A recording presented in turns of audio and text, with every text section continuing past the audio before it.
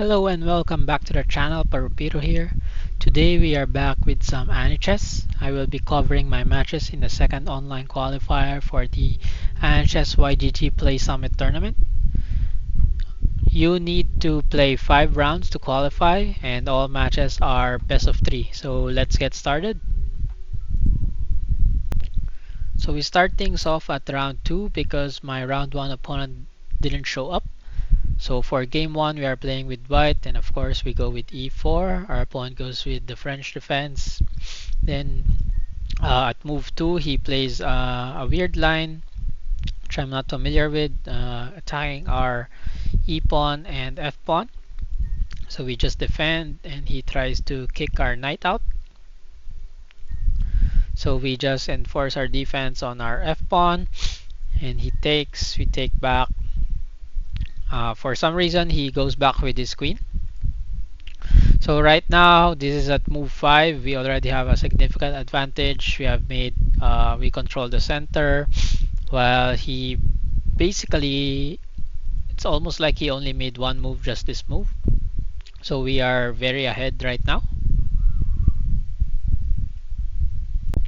So because we have such a huge lead in development, should just press our attack and we play natural chess, castle, and here we are at 8 mana. I'm thinking that we should actually start spending our mana because we're not in a position to use our queen time just yet for a decisive finish.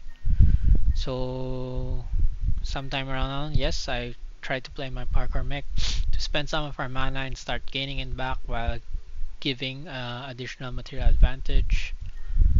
Okay, so he tries to defend his position here with a house recruit, but we can just take, and our bishop is infiltrating. Now his rook on g5 is actually quite dangerous, seeing as open, but because all of his other pieces are underdeveloped, right now it's not really a big of a threat. So we just take the free pawn, and then his rook is actually out of positions except for maybe going back. So he decides to actually use shot in the dark to try and pressure either of my bishops. So in the game I actually can't see where his rook went, but here I was deciding he either went here, here, or here. He can't take my pawn because I would see that the pawn is taken even with shot in the dark. And then yeah, so here just decide to take the knight. So even if his rook was here, he could take my bishop, but I take his queen, so he is forced to actually take back. Then his rook shows up. We could have safely moved our bishop away had the rook not been here, but since it was here, we just take the rook. For some reason he doesn't take our bishop, so we try to move our bishop back here and then force another trade because we are up in material, we are up a full rook. So now we can just trade all our pieces and eventually win the game. So yeah, we try to cement our lead and we just keep on trading. So the game goes on. We are trying to simplify. He plays house recruit here, trying to attack. I also play a house recruit here because these two open files is quite dangerous, especially with the bishop has an open diagonal if he puts his rook there. So yeah, we just try to defend our position a little bit. He tries to go into the h file instead, but there is not really much threat. His queen can't even go here to threaten that. So again, we just develop, and eventually we'll try to trade our pieces some more.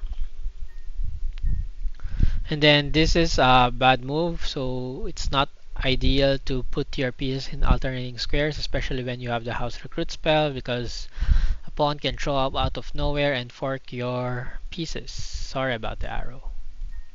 Like so. So now he hides away his queen and we take his knight, giving us more material advantage and even mana advantage. Yeah, so like I'm saying, at this point we just want to simplify because we are ahead in material, we are ahead in mana. Yeah, he makes another knight, and then we trade, and we try to advance some more. Here I'm actually losing a pawn, but I'm trying to open up the piece so my rooks can get active. Yeah, he doesn't want to trade, but I want to trade. So we go for a little bit push, and look at that nice parkour mech for fork the king and rook. Then we trade some more pieces, and then we get our rooks active. And this game is pretty much over at this point. He tries to hide his bishop in case I go there. I actually clicked my rook in d8 square, but because the bishop was here blocking it, the rook stopped there. So interesting mechanic. Now he trades his queen. So here we are up a full queen and knight, and it's just a matter of time before it finishes, and he even resigns at this point. So game 1 is done. It was quite a clean win. Okay, so let's move forward to game 2. This time we are playing the black pieces. And yeah, we are playing Owen's defense. So we fianchetto bishop here. Interesting enough that he plays house recruit early, trying to acquire space in the center. But we just develop naturally in this kind of position. So we finish our development and castle. So on move 8, our opponent makes his first mistake, putting his queen here. Like I said in the previous game, putting your pieces beside each other, alternating like this is dangerous because a pawn can suddenly fork you here.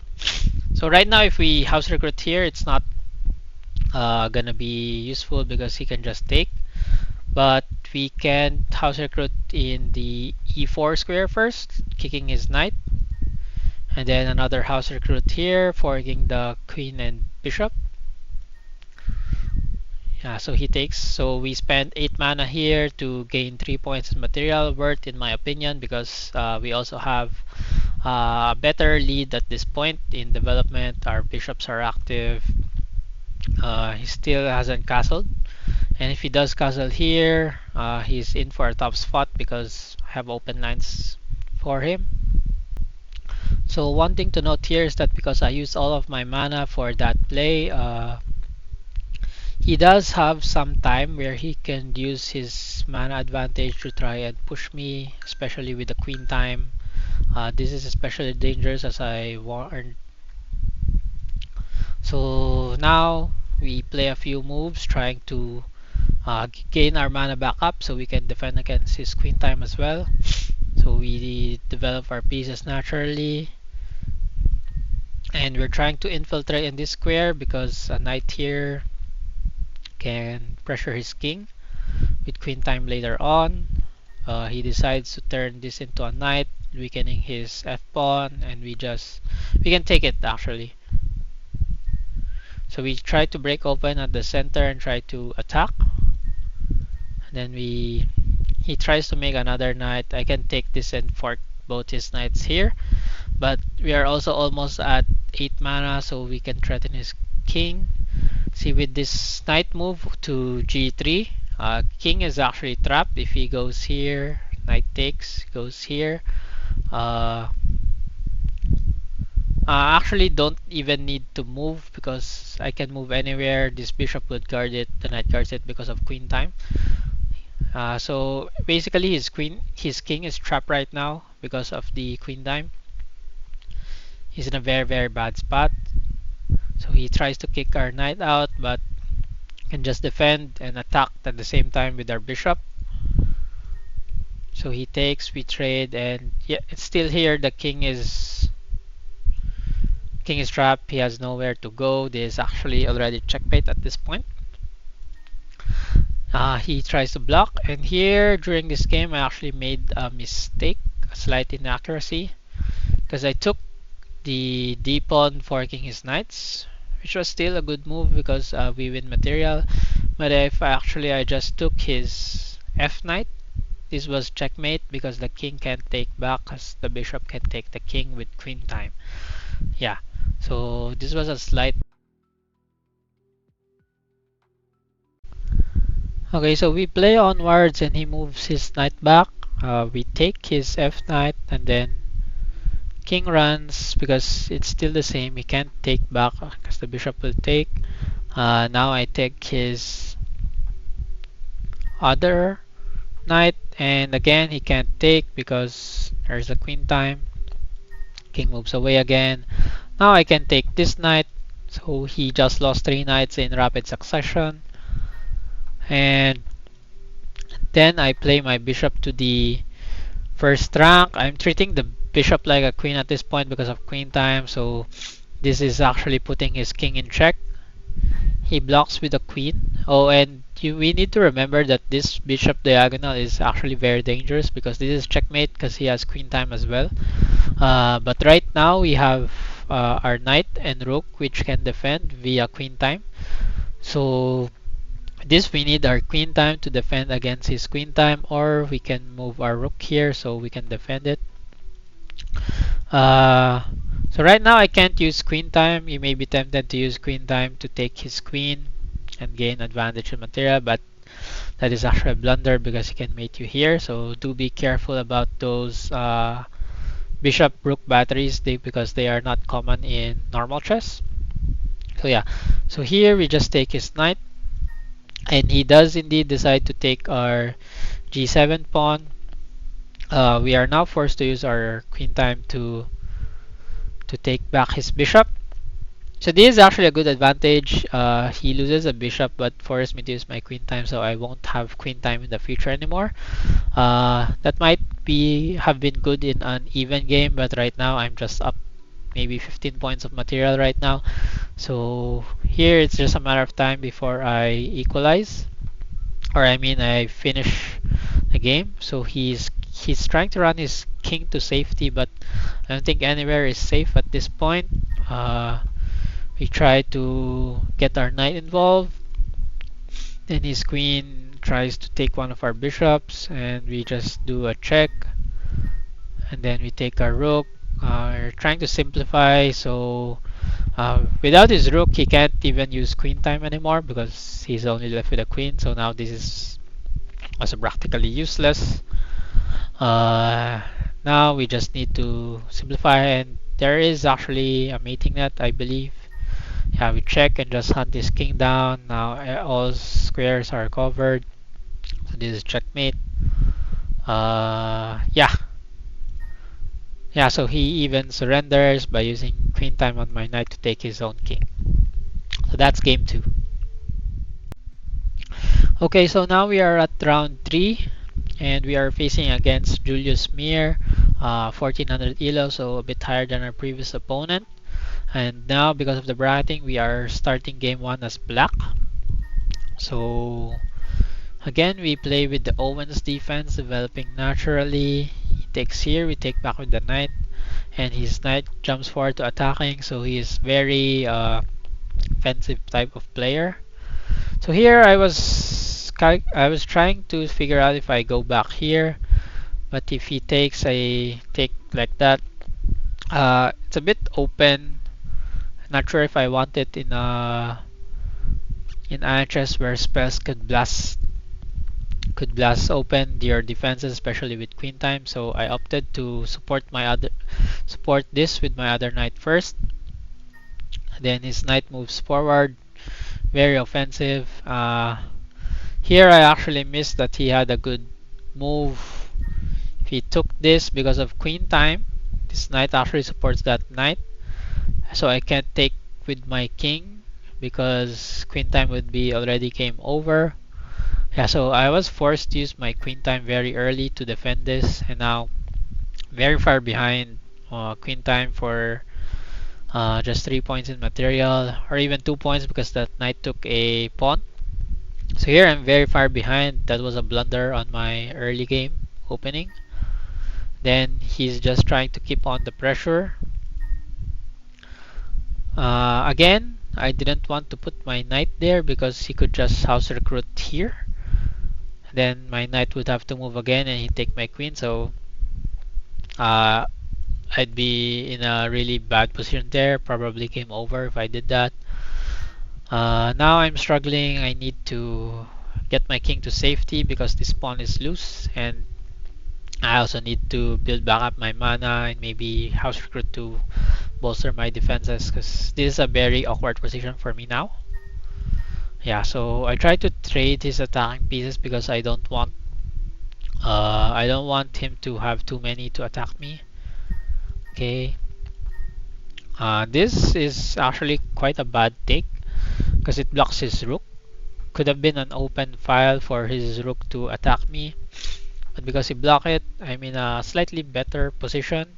But also this pawn prevents me from just playing house recruit here, so it's a bit 50-50. Maybe good, maybe bad. We'll see. So yeah, he does play house recruit here on his own. If I take, and then he takes back, this is a dangerous position. He could parkour mech as well, and he could cement his knight here for a long time. So I didn't really want to take. I could also just put his queen there after cementing this spot. So it's a scary position.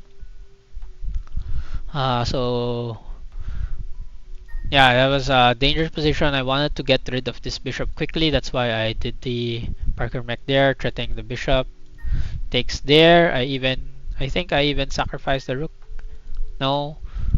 But yeah, this bishop is high priority on my things I want to get rid. And then here I just play some more moves, trying to get some mana and some space. So here I was just scared of him playing house recruit here and getting like really more space and choking me. So I played my house recruit here first so that he cannot play it here without me just taking it. So regardless, still quite a bad spot for me. And then instead he decides to get his house recruit there, which is still a danger if he turns this into a knight. I'm almost mated. So we move our knight away, trades his bishop.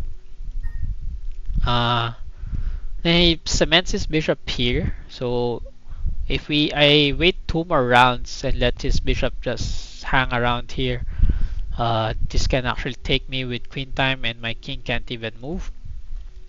So luckily I had this pawn here, so I could parkour mech and eliminate this bishop. I guess a better move for him here would have been parkour mech on this pawn, because that is very deadly again.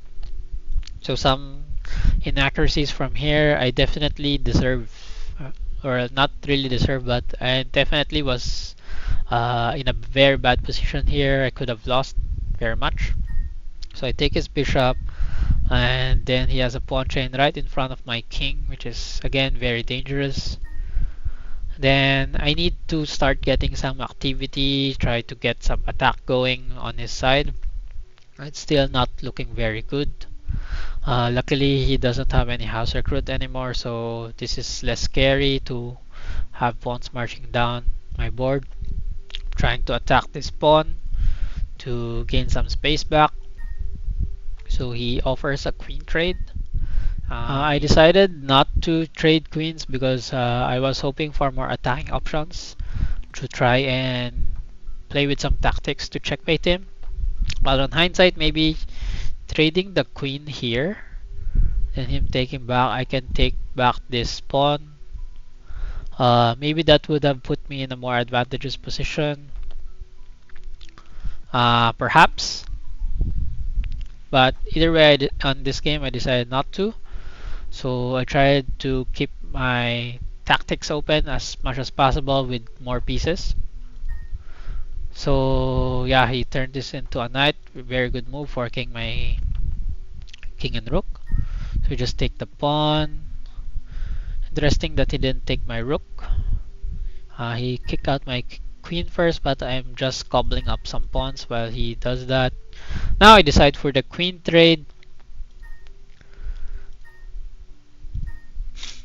Then we play some more. I think my goal here was to just trade the pieces, and then in the end game, since I still have house recruits, hopefully promote my pawns. Yeah, so here I just wanted to trade. even though I'm slightly behind.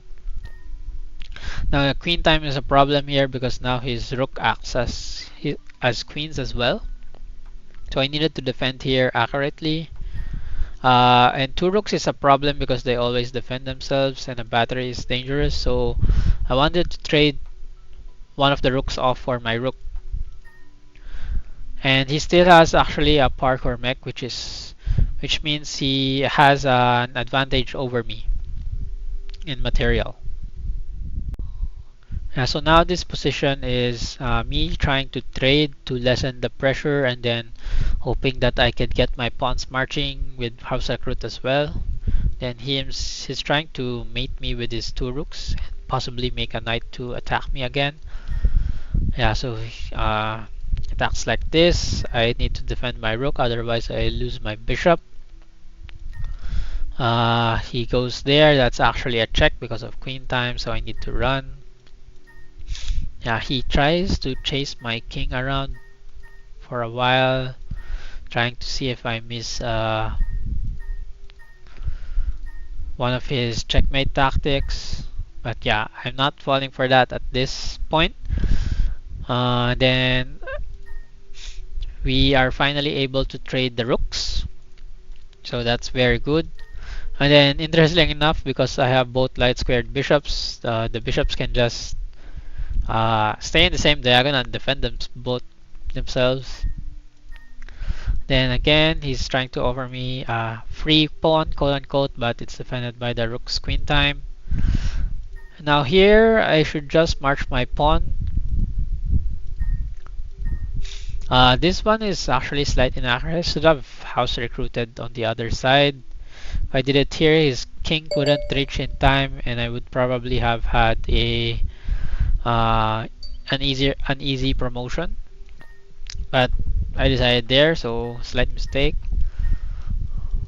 So I supported this to ensure that I had my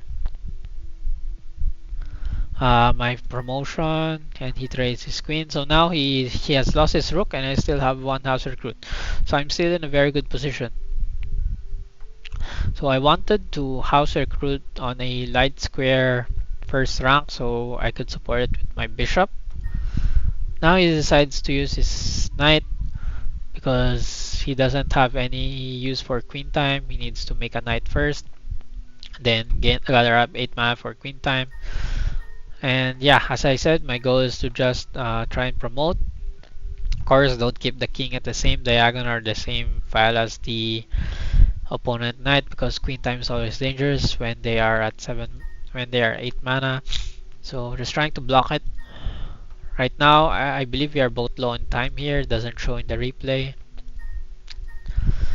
But yeah, as I said, I wanted to just find a light square where I can push and promote. He wasn't able to stop it. I got a queen, so now I'm winning again. And some few moves later, I try to check and make another promotion. And then here, yeah, we are able to win again. That was a very close game. I definitely could have lost in the early game had he played a bit more accurately.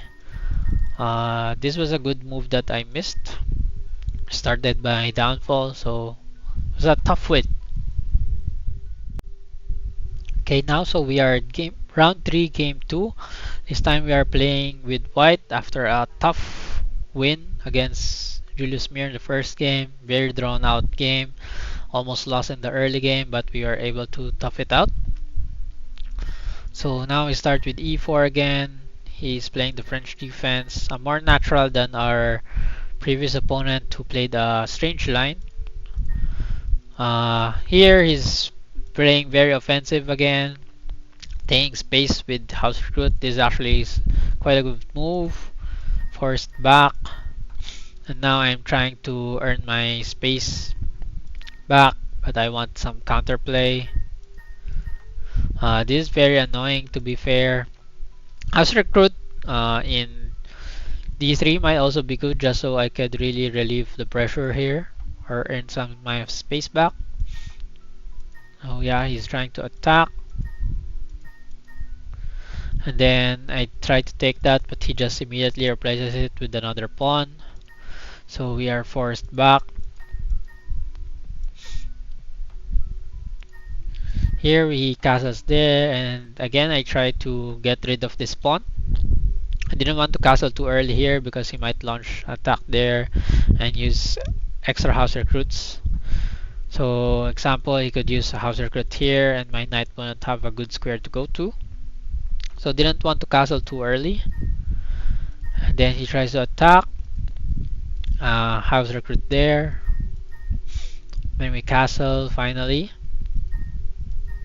And just defend. Here I was actually thinking of playing parkour mech here to put pressure on the bishop and the pawn. But he decides to strike first over there. If I take, he takes, and that's a skewer of my queen and king, so don't take. Yeah, I just decide to put my king to safety. And then he goes on a little bit more of an offense. We try to attack now on his king side now that we've got a little bit of king safety. So our opponent decides to close off this side of the board by pushing his pawn. But we can always transform our pawns into knights, opening it back up again. For example, I could transform this so the h file is open. But I decided to transform my f pawn instead. Like I said earlier, my idea was to take either the bishop or the pawn. Now, though this pawn is supported by the knight, bishop, and queen. But still, here the diagonal also opens up for my queen to attack. So I decided on this. Yeah, so I trade, then I push my pawn, hoping to infiltrate. Maybe go here and promote this to a knight and try to put some pressure on that side. Trying to get my rook active as well. Yeah, his bishop attacks. Yeah. So here with the king side closed, I'm trying to get to a queen side attack. Maybe put my knight out, then push pawns, and see where it goes from there, how he reacts. Yeah, so I take back here first, and then because he took like this, this is always an option to fork him, especially if when I have queen time that can support it. But now we need to buy some time first because we are not yet at 8 mana. So we try to attack. He goes there. I go back. He actually decides to house recruit here and push my knight back. Uh, and then I decided that it's just a good moment to pounce. He is not at 8 mana, so he doesn't have an immediate threat. Yeah, I could win his queen here. So it's like he spent 4 mana for a queen and a pawn, and I spent 8 mana for that bishop. So I think it was a worth it trade, and now I'm at an advantage as long as his knight, as long as his pieces aren't able to coordinate enough to perform a checkmate with queen time.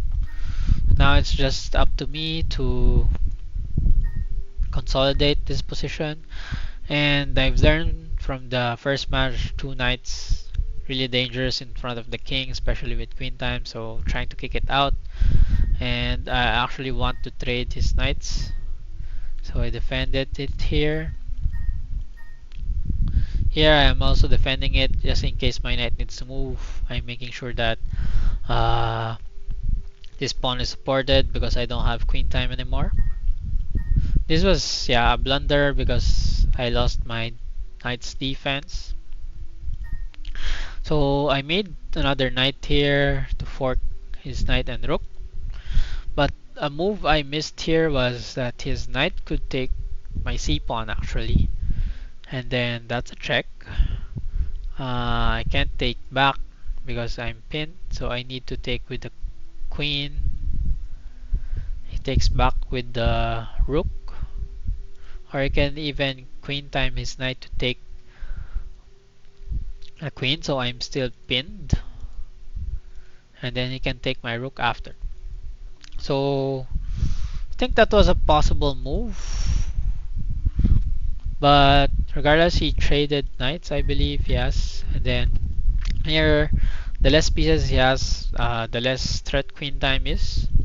So I want to trade as much as possible. He also blunders his knight and rook because he is a bit low on time. Yeah, so now he moves his knight there. Just want to trade everything. I'm advantage with my current material, so I just put pressure. As long as he doesn't coordinate well, he can't. As long as I don't give him the opportunity to coordinate, the queen time isn't actually that much of a threat. Yeah, so at this point, actually, he surrenders because yeah, it's a really hard position to come back from. He can't really defend his rook. He can. When I try to win his rook, he could try to queen time and win my queen, but even then I would still be at a material advantage with rook and knight versus just his bishop. Okay, after that tough round 3 matchup, we are now on to round 6 against Dababon Pro, which is my highest rated opponent in this bracket, if I'm not mistaken. He was also the one I considered to be my hardest matchup or my hardest opponent that I was gonna face during these qualifier rounds. Okay, so we start this game off with e4 of course, and then play the Vienna Gambit. We develop naturally,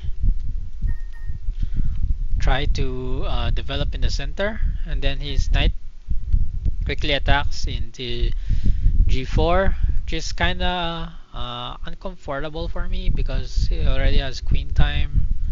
Uh, and the queen is coming, so I had to pull my knight back. He castles, and here I made a slight inaccuracy of trying to kick his knight, whereas I should have just developed my bishop so I could prepare for castling. Because of this, he was able to attack my knight. I was late to castles. Of course, if I take, he could check, and yeah, my king is would be in a bad spot. So yeah, I tried to develop, and I was one tempo late. I was able to check. I couldn't castle, so a bit of an uncomfortable spot here. I guess maybe I could have instead went to d1, because here if he had transformed his knight, his f pawn into a knight, then a discovered attack with the rook. Very scary position for me. Instead he develops his knight, so a bit of a break was caught. And then this weird house recruit.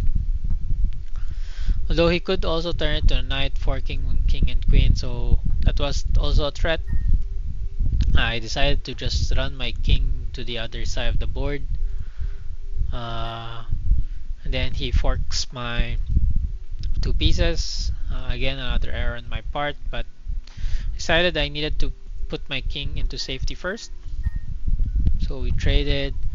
I'm in a bad spot so early on in this. I guess I lost the opening again. But here he decided to play something weird. Like, I don't know what he thought he had, because I could just take. And now he lost his advantage. And even now I'm in an advantageous position because he already used 2 house recruits. And we are even in material. So I just take, hide away my king, and so now my king is safe. And I am up in material, so yeah, a bit of inaccurate move. Or this one, his bishop f4 move was a bit of a blunder. Otherwise I would have been in a bad spot. He could have parkoured make his g4 pawn earlier. Yeah, if instead he had parkour mech this, that was a harder position for me to play in my opinion. But instead, we're here. I got my king to safety, and here I'm my idea is just I need to trade and I will win. I need just to simplify. So I just went play as normal, trying to win this pawn back. But for some reason he was trying to kick my knight. But this was a checkmate already with queen time. Uncharacteristic miss for a 1600 player, so I eked out a game 1 win. So now we are at game 2 of round 4 of the qualifying match. We managed to get the victory after some blunder by our opponent in that game. Then the knight was able to sneakily capture the enemy king with queen time. So our pawn starts with g4 and we play Owen's defense, as this is my most played opening for black. So our pawn decides to castle early, which can be dangerous, especially in Anichess with especially with a bishop fianchetto by your opponent, because this is always a checkmate threat with queen time. And then here I decided that at 8 mana I want to pressure this side because I haven't castled here yet. King is relatively safe right now in the center, there's no real pressure. So I want to open up the H file and possibly attack in this direction once I open up my knight, and then this bishop can actually help with the attack. So I slowly rotate my pieces to try and join the attack with my 3 knights supporting each other. And then I house recruited here, trying to blast open at his defenses. So either he takes or I take the knight. He decides to take my knight first, but I had an extra knight guarding. He takes, I take back. Decides to defend again, so my knight goes back. He pushes his pawn, I retreat a bit. Then here, I put my knight on the G square, so this acts like a queen, right? Because I have 8 mana. So now he is pinned. If I take this, he can't take back. And this is a very good attacking position for me, because every piece can be like a queen, so I could just get rid of his knight, and then the attack is quite hard to stop, especially after he wastes this move. I think here he should already be like defending this diagonal, so either he pushes this or he house recruits here. After this, like it's hard to stop my rook. This is almost checkmate already. Without an engine I can't say for sure, but with my analysis I don't think he can stop it. So yeah, I can just take this knight and then later bulldoze over him. I could move this knight back here and then check there because he also doesn't have mana. I could move my bishop here and go there.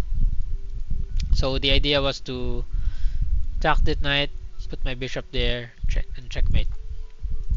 But he blocks my bishop. Then I realized that I still had my queen. So yeah, bishop here, and this is just unsolvable mate already.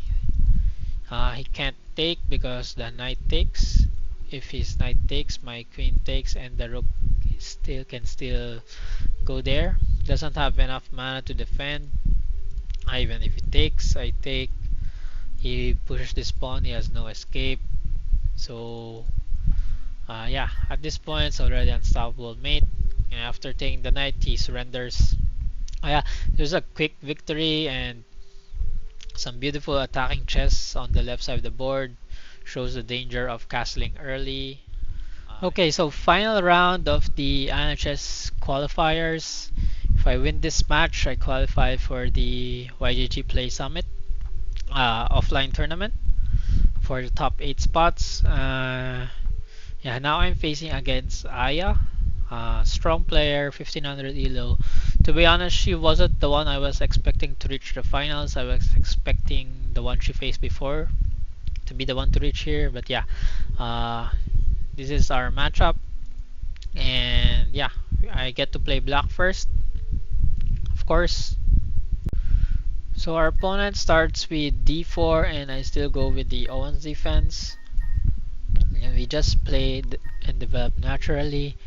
Here, a bit inaccurate, I win a pawn. So he just trades, I move my bishop back after he makes a knight. So similar to our last game against our previous opponent, he also castled kingside early and I have my bishop fianchetto. So I was thinking I could just do the same. Yeah, here I even had a very great move. He tried to attack my queen and I realized that I can take it.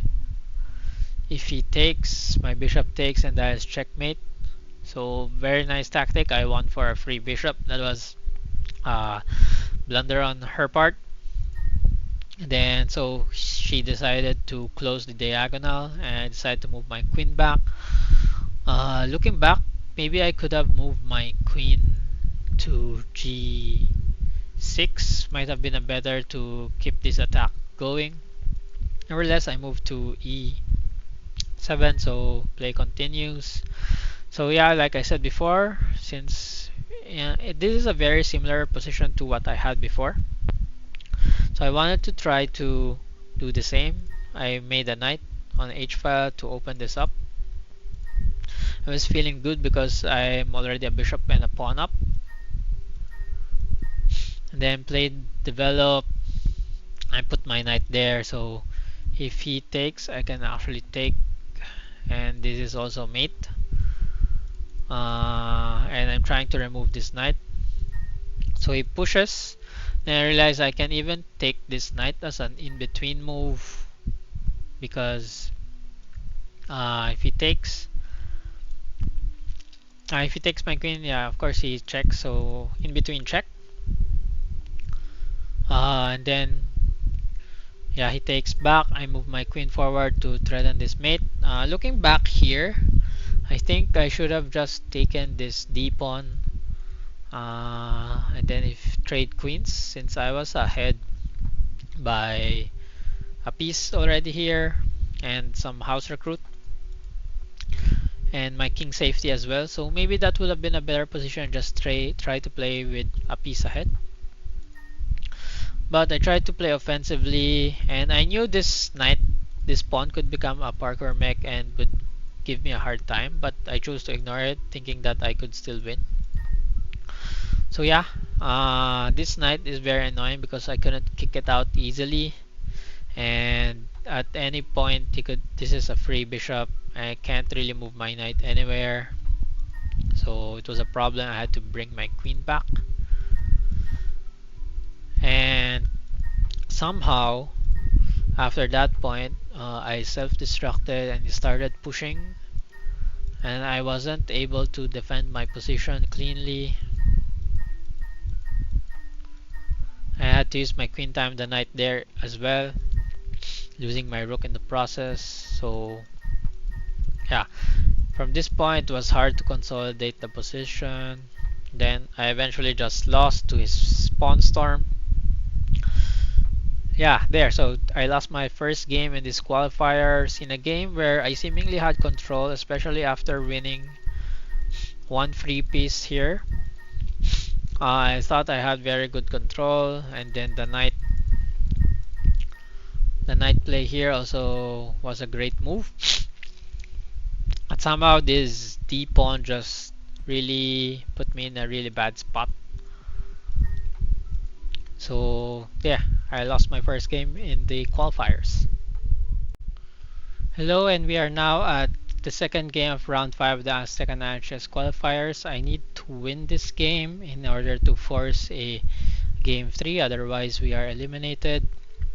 So yeah, let's start. e4.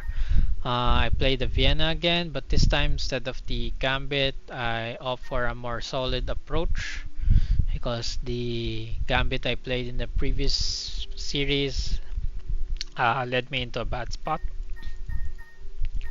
So here I just develop normally. I avoid to develop my bishop here because he could house recruit and fork my pieces. Instead, I develop here, and he house recruits defensively, which he uses to try to control the center. Yeah, he pushes his pawn and he controls the center, forces my bishop back, and he pushes it again, giving him full control of the center. And here I push my horse, which my knight. In hindsight, I should have made it go back because I trapped my knight here. Right now it has no good squares. If he just plays h6, I can only take this. But yeah, he defends the e4 pawn, and then now my knight is just trapped, so I have to try and save it. And he just presses on his attack without stopping. So at this point, I need to try to castle long in order to save myself. But first, I try to gain some control back of the center. So playing this house recruit, he solidifies his pawn chain. And here I think I made a mistake by moving my knight back here. I guess I was afraid of his bishop moving to g4 and attacking my queen. Maybe another house recruit here and just destroying my position. But yeah, I think I should have just put queen here to prepare for long castle. So, but this is what I played. He kicks my knight out, then the bishop goes forward as I initially feared. And I can't even push this because his knight controls this square so much. I need to do something about it. So I try to attack the knight, but he just defends the knight back. I try to take it and then move my queen so that I could go castle, but I am too slow, and yeah, he already just pushes with this. I try to kick the knight out again, sacrificing. Maybe I should have just put my knight here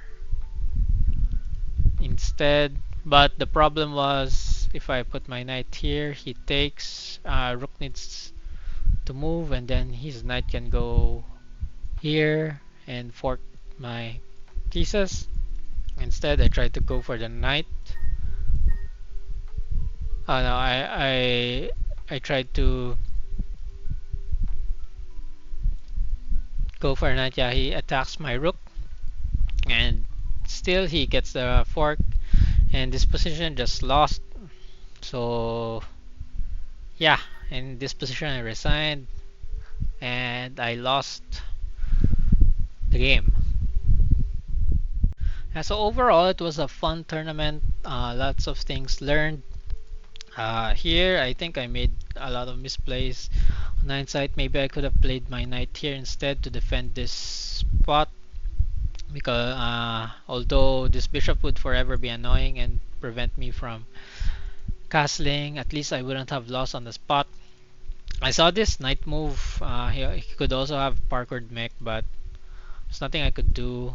Yeah, even if I put my knight here, I could just push his pawn, and same would have happened.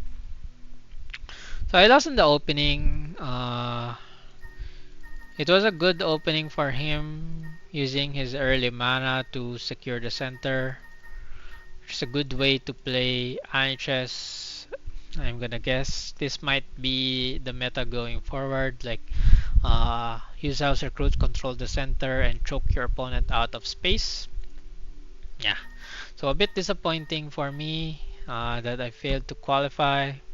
But I know there will be more future tournaments in Anichess, and I'll see for the next time whether I could qualify. But I know a lot of stronger players are joining every day, so we have to improve. And that will be all for this video. Thank you.